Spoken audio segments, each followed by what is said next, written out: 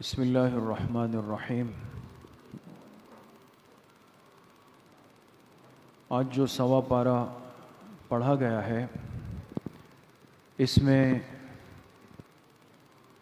سورۃ الانبیاء کا بقیہ حصہ، پوری سورۃ الحج اور پوری سورہ مومنون اور سورۃ النور کا کچھ ابتدائی حصہ تلاوت کیا گیا ہے۔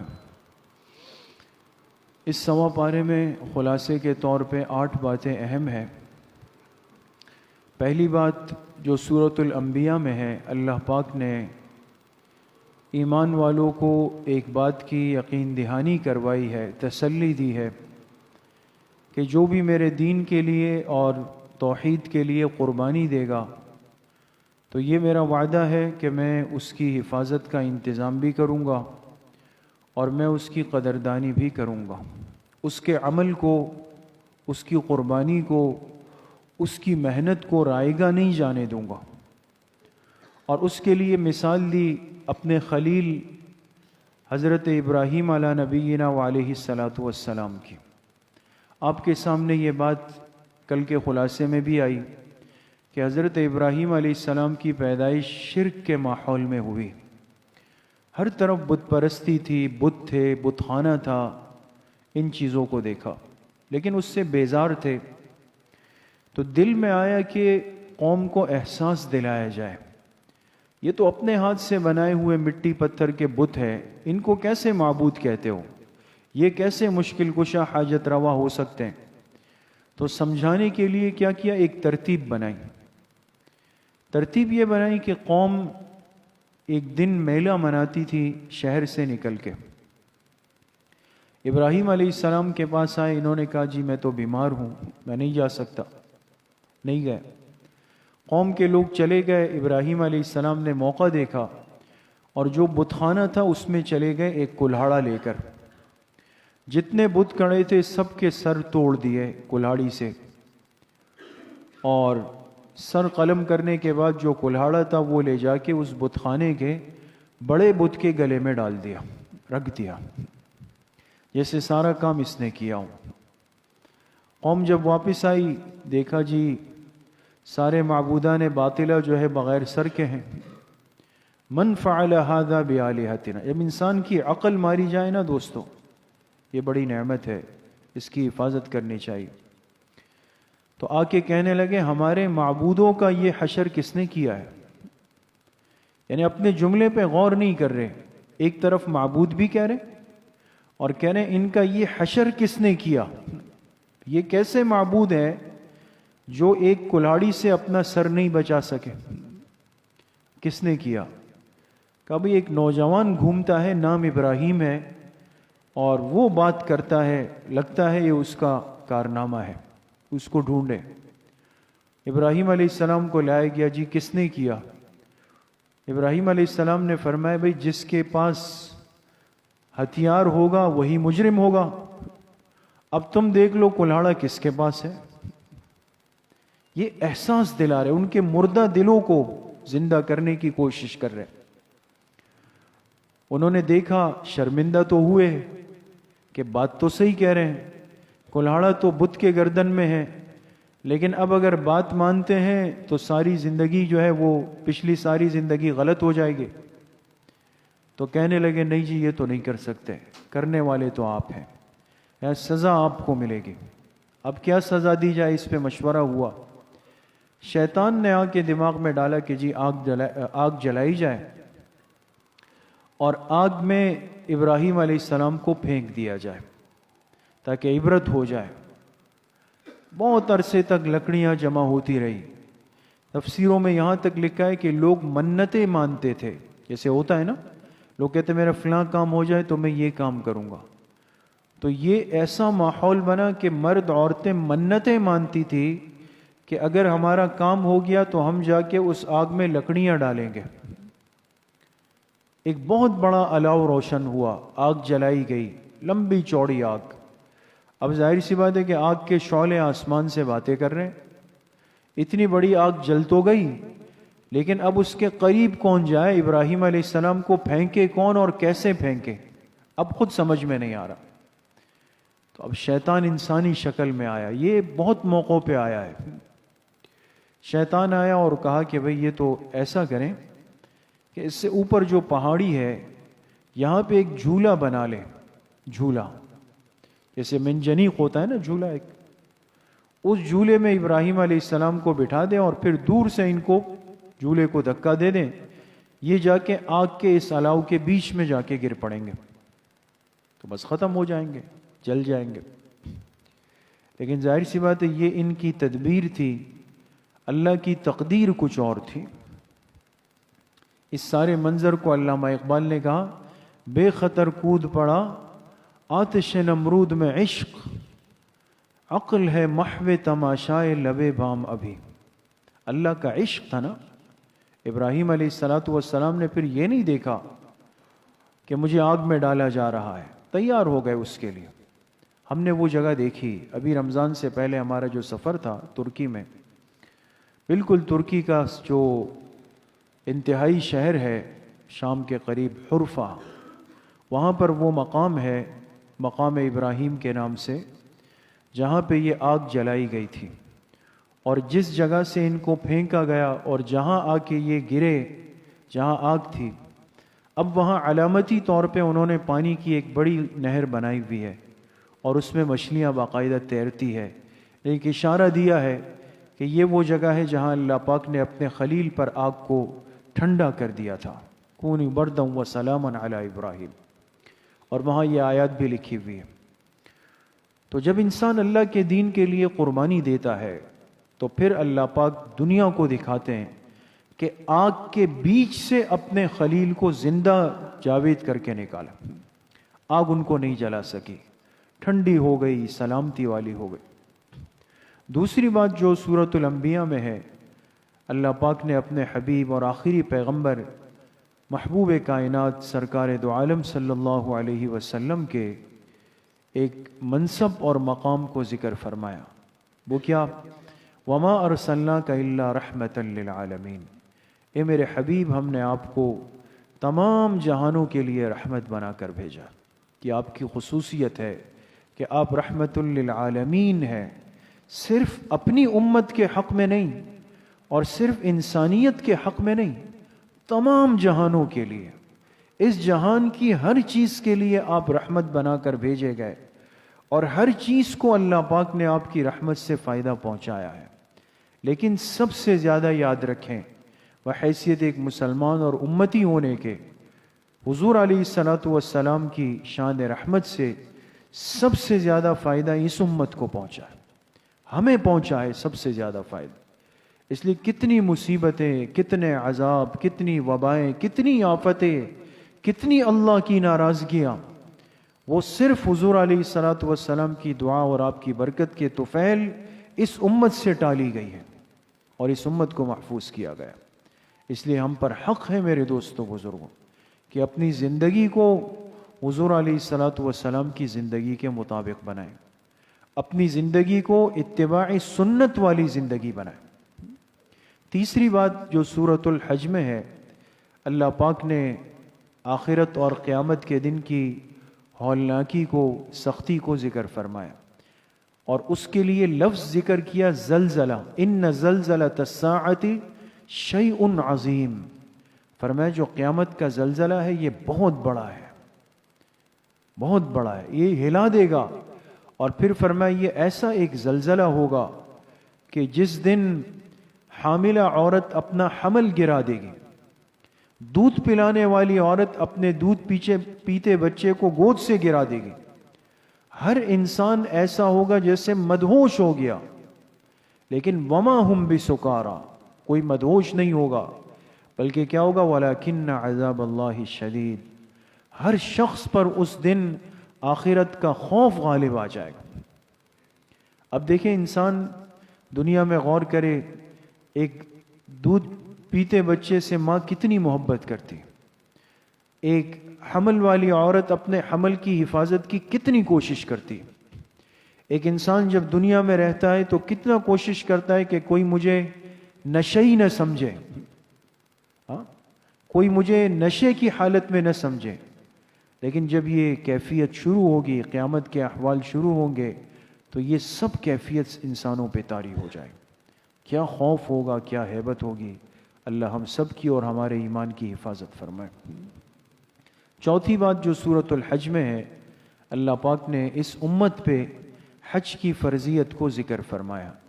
چونکہ اسلام کے جو بنیادی ارکان ہے، آپ حضرات جانتے ہیں کہ اس میں ایک بڑا عظیم رکن وہ حج کا رکن ہے، اور حج کو اس امت کے صاحب استطاعت مسلمان پر زندگی میں صرف ایک مرتبہ فرض کیا گیا، ایک مرتبہ فرض کیا. اور اس کی فرضیت کی ترتیب یہ ہوئی کہ جب ابراہیم علیہ السلام بیت اللہ شریف کی تعمیر سے فارغ ہوئے تو اللہ پاک سے عرض کی کہ اے اللہ، یہ گھر تو آپ کے حکم پہ بنا دیا، لیکن یہ تو آبادی نہیں، یہ تو صحرا ہے، یہاں تو انسان نام کا وجود بھی نہیں ہے، یہاں آئے گا کون؟ اللہ نے فرمایا وَأَذِّن فِي النَّاسِ بِالْحَجِّ، آپ جائیں اور جبل ابو قبیس جو مکہ مکرمہ کا پہاڑ ہے، فرمایا آپ اس پر چڑھ جائیں اور یہاں سے اعلان کر لیں، لوگوں سے کہیں کہ آؤ لوگوں، اللہ کے اس گھر کا حج کر لو.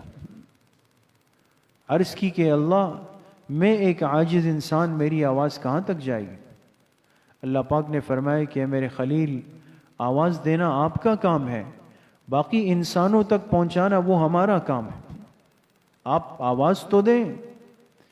اس لیے حدیث پاک میں آتا ہے، جناب رسول اللہ صلی اللہ علیہ وسلم نے فرمایا کہ جب ابراہیم علیہ السلام نے آواز دی کہ اے لوگو آؤ بیت اللہ کا حج کرو، تو یہ آواز ہر اس انسان کی روح تک پہنچ گئی جس نے قیامت تک اس دنیا میں آنا ہے.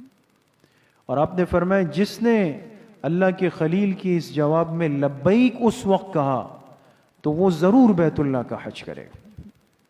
اللہ کرے کہ ہم سب کے روحوں نے کہا ہو، اور اللہ ہم سب کو اپنے گھر کا حج اور زیارت بار بار نصیب فرمائے. پانچویں بات جو سورۃ الحج میں ہے، اللہ پاک نے قربانی کے عمل کو، جو اس امت پہ واجب عمل ہے، اس کو اور اس کی حکمت کو ذکر فرمایا. ہر صاحب نصاب مسلمان پر ذی الحجہ کے 3 دنوں میں 10، 11، 12 قربانی کا عمل کرنا واجب رکھا گیا، جانور ذبح کیا جائے. اب جانور کا خون بہانا، اس کا مقصد، اس کا فائدہ، آج بہت سارے ایسے عقل پرست لوگ دنیا میں ہیں اور دن بدن زیادہ ہوتے جا رہے ہیں، جو دین کے اس رکن پر بہت بڑا اعتراض کرتے ہیں کہ لاکھوں جانور ذبح ہوئے، خون ندی نالیوں میں چلا گیا، اور اتنے جانور جو ہے وہ تلف ہو گئے، اور بجائے اس کے یہ رقم لے کر غریبوں کی مدد کی جاتی، ان کو گھر بنائے جاتے، ان کے لیے پانی کی کنویں بنائے جاتے. یہ اعتراض ہوتا ہے. اور اگر انسان عقل کے پیچھے چلے تو بھٹکنے کا بہت بڑا خطرہ بھی ہے. اس لیے میرے محترم دوستوں، بزرگوں، ایک اصولی بات یاد رکھیں کہ ہم انسان پرست نہیں ہیں، ہم خدا پرست ہیں. ہمیں انسان پرستی نہیں سکھائی گئی کہ بھئی انسان کیسے جیے گا. ہمیں اللہ کی عبادت کا پابند کیا گیا. اللہ کا حکم کیا ہے؟ اللہ نے فرمایا جانور کو ذبح کرنا ہے تو ہم جانور کو ذبح کریں گے، بس بات یہیں پہ ختم ہو گئی. اور اللہ پاک نے فرمایا دیکھو، تم نے جانور میرے حکم پہ ذبح کر دیا، نہ اس کا خون میرے پاس آئے گا، نہ اس کا گوشت آئے گا، یعنی مجھے اس کی ضرورت نہیں. مقصد یہ ہے. لیکن پھر کیوں حکم دیا؟ وَلَٰكِن يَنَالُهُ التَّقْوَىٰ مِنْكُمْ، میں تمہارے اندر کے تقوی کو دیکھنا چاہتا ہوں. اور پھر تسلی دی، فرمایا ابھی تم جانور پہ چھری چلاتے ہو اور اس کا خون اس کے گردن سے بہتا ہے، اور ابھی زمین تک اس کا قطرہ پہنچا نہیں، لیکن میں اللہ اس کو اپنی بارگاہ میں قبول کر لیتا ہوں. اللہ اتنی مہربان ذات ہے. ہمارے اعمال میں کتنی کمزوریاں اور ریاکاری ہو سکتی ہے، لیکن اللہ نے وعدہ فرمایا کہ تم چھری چلا دو، باقی میں نے اس کو قبول کر لیا. چھٹی بات جو سورہ مومنون میں ہے، اللہ پاک نے ان صفات کا ذکر کیا جو کامیاب ایمان والوں کی صفات ہیں. اب کامیابی کا ایک معیار تو آج دنیا میں وہ ہے جو میں اور آپ اپنے ذہن سے، اپنی عقل سے طے کرتے ہیں کہ بھئی فلاں بہت کامیاب جا رہا ہے، جی فلاں بڑا عروج پہ اور ترقی پہ جا رہا ہے، فلاں پہ کامیابی کے راستے کھلے ہوئے، لیکن ایک معیار وہ ہے جو اللہ پاک نے ذکر کیا، اور ہمیں وہ سمجھنا ضروری ہے۔ وہ چند صفات کیا ہے؟ اللہ کی نگاہ میں کامیاب مومن کون ہے؟ سب سے پہلی صفت اور وصف کیا ہے؟ فرمایا جو اپنی نمازیں خشوع اور خضوع کے ساتھ پڑھتے ہیں۔ دیکھیں، جس کی زندگی میں نماز ہے اور بنی ہوئی نماز، یہ کامیابی کی پہلی سیڑھی پہ کھڑا ہو چکا ہے دوست۔ نمبر 2، فرمایا جو بیہودہ باتوں سے دور اپنے آپ کو رکھتا ہے، بے مقصد باتیں نہیں کرتا۔ نمبر 3، جو اپنے مال کی زکوٰۃ ادا کرتا ہے۔ نمبر 4، جو اپنی شرمگاہ کی حفاظت کرتا ہے۔ اور نمبر 5، جو لوگوں سے کیے ہوئے وعدے کو پورا کرتا ہے۔ یہ 5 صفات ذکر کی، اور اس سے پہلے کہا قد افلح المؤمنون۔ جس میں یہ آنے والی 5 صفات ہوگی، یہ ایمان والا اللہ کی نظر میں کامیاب ہو چکا۔ تو ہمیں تو آج یہ صفات اپنے اندر پیدا کرنی ہے، اپنی نمازوں کو بنانا ہے، بیہودہ بے مقصد مجلسوں سے باتوں سے دور رہنا ہے۔ رمضان کا مہینہ ہے، اپنے مال کے زکوٰۃ کی صحیح ترتیب بنانی ہے، اپنی شرمگاہ کے غلط استعمال سے بچنا ہے۔ آج کا سب سے بڑا فتنہ یہ ہے دوستو، سب سے بڑا فتنہ یہ، ایسی چیزیں عام کر دی گئی کہ شرمگاہ غیر محفوظ ہو گئی۔ انسان حرام کاری کے راستے پر چل پڑا ہے، اس کے لیے راستے آسان کر دیے، اور انسان آج جس سے وعدہ کرے، آج تو وعدے کی حیثیت ہی نہیں۔ کہتے ہیں بھائی زبان کی بات تھی، بس نہیں کر رہا ہوں۔ کیسے نہیں کر رہے ہو؟ یہ تو ایمان کی نشانی ہے۔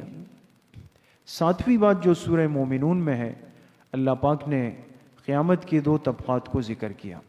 فرمایا ایک طبقہ وہ ہوگا جو سعید ہوں گے، اور ایک طبقہ وہ ہوگا جو کہ شقی ہوں گے۔ سعید کہتے ہیں نیک بخت، خوش نصیب کو، اور شقی کہتے ہیں بدبخت اور بد نصیب کو۔ فرمایا انسانیت 2 حصوں میں بڑھ جائے گی۔ ایک طبقہ سعداء کا ہوگا، اور ان کی پہچان یہ ہوگی کہ جب یہ آئیں گے اپنے وزن اعمال پہ، تو ان کے اعمال کا جو نیک اعمال کا پلڑا بھاری ہوگا، اس لیے کہ اعمال سے بھرا ہوا۔ اور جو شقی بدبخت ہوں گے، جب یہ آئیں گے تو ان کے نیک اعمال کا پلڑا بہت ہلکا ہوگا، اوپر چلا جائے گا، گناہوں والا پلڑا جو ہے وہ بھاری ہو جائے گا۔ تو آج زندگی کے یہ اعمال اس دن کے ترازو کو یا تو وزنی کریں گے یا اس ترازو کو ہلکا کریں گے۔ یہ تو ہم نے اس زندگی میں خود فیصلہ کرنا ہے دوست، اپنی زندگی کی حفاظت کر کے، اعمال میں زندگی گزار کے، اس دن اپنے اعمال والے ترازو اور اس کے پلڑے کو جھکانا ہے۔ 8ویں اور آخری بات، سورۃ النور شروع ہوئی، اس کے 2 رکوع پڑھے گئے، اور قرآن کریم کی بڑی عظیم سورت ہے۔ حضرت عائشہ رضی اللہ عنہا سے روایت ہے، فرمایا اللہ نے تمہیں ایک سورت دی ہے، یہ سورت اپنے گھروں کی مستورات کو ضرور سکھاؤ۔ یہ صحیح حدیث ہے۔ سورۃ النور کی تعلیم دو اپنی عورتوں کو۔ کیوں؟ اس لیے کہ اس میں گھر کی زندگی کے، معاشرت کی زندگی کے بڑے آداب ذکر کیے گئے۔ تو اس سورت کے بالکل آغاز میں 2 قسم کے گناہ اور ان کی سزاؤں کا ذکر ہے۔ ایک تو بدکاری، یعنی نعوذ باللہ اگر کوئی مسلمان مرد عورت بدکاری کر لے تو کیا سزا ہونی چاہیے۔ دوسرا جو ہے وہ قذف، اگر کوئی مسلمان کسی پہ تہمت لگا دے، تہمت جانتے ہیں نا کہ ابھی فلاں تو ایسا ہے، یہ تہمت۔ اب یہ تہمت ایک مسلمان پر لگانا معمولی جرم نہیں ہے، دین اسلام نے مسلمان کی عزت کی بڑی حفاظت کی۔ تو بدکاری اگر کسی سے ہو گئی اور اس پہ جرم ثابت ہو گیا یا اس نے اقرار کر لیا، تو اب اس کی سزا کیا ہے؟ شریعت کہتی ہے کہ پہلے یہ معلوم کرو کہ یہ گناہ کرنے والا شادی شدہ ہے، محسن ہے یا غیر محسن۔ محسن شادی شدہ، غیر محسن غیر شادی شدہ۔ اگر شادی شدہ نے نعوذ باللہ یہ فعل کیا تو یہ بہت بڑا جرم ہے، اس لیے کہ اس کے پاس تو نکاح تھا، بیوی تھی، حلال راستہ تھا، پھر یہ بدبختی کیوں کی اس نے؟ لہذا جرم بہت بڑا، تو سزا بھی سخت رکھی گئی کہ ایسے شخص کو، ایسے مرد یا عورت جنہوں نے شادی شدہ ہونے کے باوجود جان بوجھ کے بدکاری کی، ان کو رجم کر دیا جائے۔ اسلامی عدالت کو یہ اختیار ہے، انسانوں کو نہیں کہ ہر آدمی اپنی پنچایت بٹھائے اور جرگے بٹھائے اور فیصلے کرے، نہیں، عدالت پہلے تحقیق کرے، ثابت کرے، پھر اس کو رجم کر دیا جائے۔ اور اگر غیر شادی شدہ نے یہ جرم کر لیا، اس سے یہ گناہ ہوا، تو اس کی سزا یہ کہ اس کو 100 کوڑے لگائے جائیں گے۔ دوسری جو سزا گناہ ہے وہ حد قذف ہے۔ کسی نے کسی مسلمان پاک دامن مرد یا عورت پہ تہمت لگا دی کہ جی فلاں کو تو میں نے دیکھا وہ تو ایسا ایسا کرتا ہے، بدکاریاں کرتا ہے، یہ کرتا ہے، وہ کرتا ہے، تو اس پر قذف کی تہمت لگانے کی وجہ سے سزا ہوگی۔ اور وہ سزا کیا؟ اس کو 80 کوڑے لگائے جائیں گے، اس کی پیٹھ پر بیچ مجمع میں اس کو کھڑا کیا جائے گا کہ تم نے کیسے یہ جرت کی ایک مسلمان مرد عورت پہ تہمت لگا کے اس کی ساری مستقبل کی زندگی خراب کرنے کی کوشش کی۔ لہذا قاضی عدالت اس کو کھڑا کرے گی اور اس کو 80 کوڑے اس کی کمر پہ لگیں گے، مجمع دیکھے گا، تاکہ آئندہ کوئی کسی پر تہمت لگانے کی جرت نہیں کر سکے۔ تو یہ 2 حدود کی سزاؤں کا ذکر سورہ نور میں ہے۔ اللہ پاک مجھے بھی آپ سب کو صحیح عمل کی توفیق نصیب فرمائے۔